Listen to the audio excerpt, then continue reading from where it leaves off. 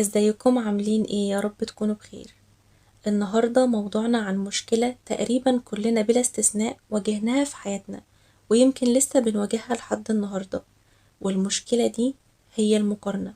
كم مرة فتحنا مواقع التواصل الاجتماعي وشوفنا صور وفيديوهات لناس بتحقق نجاحات في حياتها، وحسينا ان احنا اقل منهم، وبدأنا نقارن نفسنا بيهم. وطبعا مع المقارنة لازم بيكون في جلد ذات، وبيكون في إحباط وتحقير من النفس وتحقير من الأهداف اللي عملناها أو من الإنجازات اللي عملناها في حياتنا. فلو بتعاني من أي مشكلة من المشاكل دي، كملي معايا فيديو النهاردة، وأوعدك إن ده هيكون آخر يوم تقارني فيه نفسك بأي حد. بس كالعادة لو جاهزة الفيديو النهاردة، جهزي قهوتك أو مشروبك المفضل واقعدي في مكان هادي ومريح وتعالي نسمع سوا. خليني في البداية كده أقولك على حاجة يمكن تكوني مش واخدة بالك منها، هي إن المقارنة بتسحب مننا طاقتنا، وبتخلينا نحس إن احنا مش كفاية، بالرغم إن حياتنا مليانة نعم لا تعد ولا تحصى.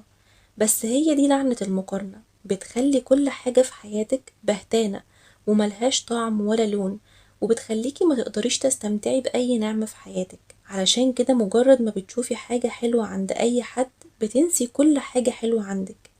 احنا زمان كنا بنقدر نشوف حياة الناس على حقيقتها بعيوبها وبمميزاتها، لكن دلوقتي بقينا بنشوف كل حاجة من خلال الموبايل أو من خلال الشاشات، وده خلانا بنركز بس على اللقطات الحلوة السريعة اللي الناس بتختارها بعناية قبل ما تنزلها، اللي هي أصلا أكيد 10 دقايق بس من اليوم بتاعهم، أو 10 دقايق بس من ال24 ساعة بتاعتهم.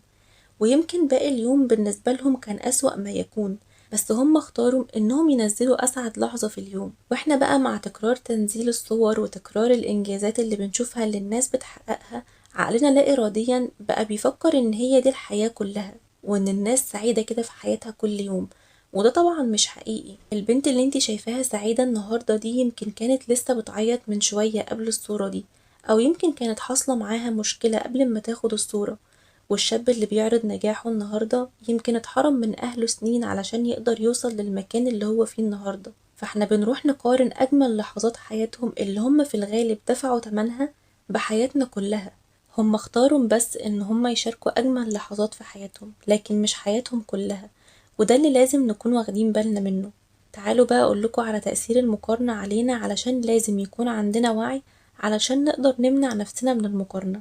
وهقولك كمان ازاي تركزي على نفسك كمان شوية. اول حاجة من اثار المقارنة علينا ان هي بتسرق مننا الامتنان، بتسرق مننا احساسنا بالنعم اللي عندنا في حياتنا، وبتخلينا بدل ما نركز على الحاجة اللي معانا او الحاجة اللي في ايدنا، بالعكس بنركز على الحاجة اللي في ايد غيرنا ونهمل النعم اللي بين ايدينا. يعني مثلا، وده بشوفه كتير او بيحصل قدامي كتير، ان انا بلاقي بنت جميلة جدا وعندها اغلب مقومات الجمال والانوثة، بس هي مش بتكون شايفة جمالها ابدا، وكأن عينها مغمضة بالظبط. وده بيحصل ليه؟ لأن هي بكل بساطة بتقارن جمالها بجمال واحدة تانية قدامها، ويمكن اللي قدامها دي أصلا تكون أقل منها في الجمال، بس هي عمرها ما هتاخد بالها من كده، لأن هي نست تبص على نفسها في المراية.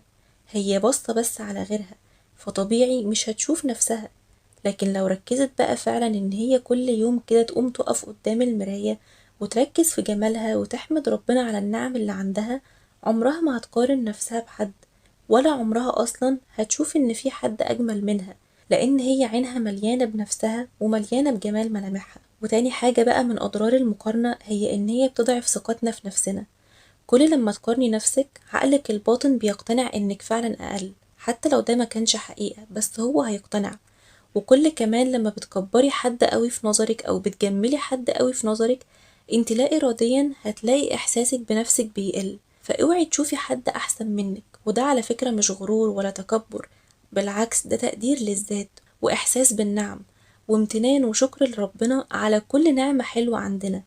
ده غير بقى ان المقارنة هتحسسك طول الوقت انك مرهقة وطاقتك مستنزفة، وكأنك كده بتجري في سباق، بس للأسف عمرك ما هتوصلي في النهاية، وعمرك ما هتكسبيه، لأنه سباق مع سراب، سباق مع أوهام وخيال عقلك هو اللي رسمه. وعلشان بقى نتخلص من كل الحاجات السلبية دي، أول وأهم خطوة هي إننا يبقى عندنا كتاب النعم. اعملي لنفسك دفتر كده واكتبي فيه كل النعم اللي عندك، وكأنك أول مرة بتقفي قدام المراية وتبدأي اكتبي كل النعم الصغيرة والكبيرة اللي في حياتك. وركزي فيهم قوي، واحمدي ربنا عليهم واحدة واحدة. وتخيلي لو النعم دي ما كانتش موجودة في حياتك كانت هتبقى عاملة ازاي. وتاني حاجة بقى، ودي ما تقلش أهمية أبدا عن أول خطوة، هي إنك تبعدي عن أي حد بتقارني نفسك بيه أو بتتمني اللي عنده. قللي سوشيال ميديا على قد ما تقدري، مش هقولك امسحي كل مواقع التواصل الاجتماعي، بس على الأقل قللي الوقت اللي هتقضيه على السوشيال ميديا. وقفي متابعة أي حساب يخليكي تحسي إنك قليلة. وعلى فكرة بقى، وخلوني أقولكوا على حاجة مهمة، ودي كده قاعدة عامة في الحياة، إن أي حد عنده نعمة في حياته مش عندنا هو أكيد دافع تمنها. في حاجة تانية قدام النعمة اللي انت شايفاها دي مفقودة من عنده، يمكن ما تكونش ظاهرة قدامنا لأن في ناس بتعرف تخبي وتقفل على حياتها كويس قوي. فمش معنى ان احنا مش شايفين الجانب المظلم في حياة الشخص اللي قدامنا يبقى ده معناه ان هو عايش في الجنة، لأن ده مش حقيقي. احنا كلنا عايشين في نفس الحياة، وزي ما احنا عندنا ابتلاءات واختبارات، الناس اللي حوالينا كمان عندهم. ربنا بيبعت لهم ابتلاءات وبيبعت لهم اختبارات، بس كل واحد على حسب طاقته وعلى حسب تحمله. فدايما اتمني الخير لغيرك، وأول لما تتمني الخير لغيرك وتدعي له فعلا من قلبك إن ربنا يزيد له ويبارك له في حياته وفي نجاحاته وفي النعم اللي عنده، هتلاقي على طول الملايكة بتقولك ولكي مثله. فانت كمان الخير هيجيلك. ركزي على نفسك وقللي دايرتك على قد ما تقدري. حطي لنفسك أهداف واشتغلي عليها، وما تنسيش تحتفلي كمان بالإنجازات الصغيرة اللي هتحققيها في حياتك. وخلي عينك دايما مركزة على خطواتك انتي، لأن بمجرد ما هتركزي على خطوات غيرك هتتوهي وهتمشي في طريق غلط، يمكن يكون طريق مش مناسب ليكي أو مش مناسب لحياتك. فخلي عينك دايما مركزة على خطواتك انتي. الشخص الوحيد اللي تقارني نفسك بيه هو نفسك زمان. شوفي انت اتغيرتي قد ايه السنة دي عن السنة اللي فاتت، حققتي ايه في حياتك السنة دي ما عملتوش السنة اللي فاتت.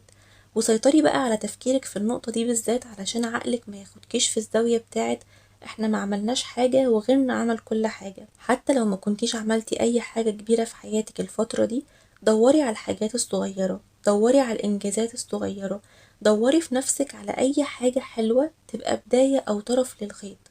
وبعدها ابدأي ركزي اكتر واكتر واعملي انجازات اكتر واكتر. الناس اللي انتي بتقارني نفسك بيهم دول مركزين بس على نفسهم ومركزين على حياتهم، علشان كده كل يوم نجاحهم بيزيد وبيكبر اكتر.